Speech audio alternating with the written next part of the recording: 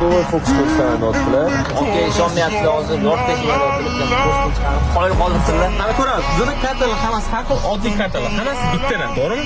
Xo'p, xohlagan bitta kartangizni tanlang, menga ko'rsating. Oling. Manmi? Oling. Olchi. Men ko'rsatmay, kameraga ko'rsating, o'rtoqlaringizni ko'rsating. Eslab qoling. Ha, ko'rdim. Qarang, men kartani shotga tiqib yuboraman. Men boshqa kartani tiqaman, aynan shu kartani tiqib yuboraman. To'g'ri?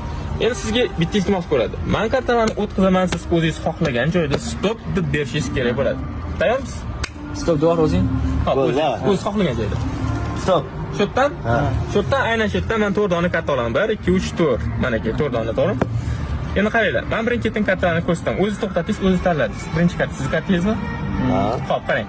Ikkinchi kartani ko'rsataman men. Ikkinchi karta siz kartangizmi?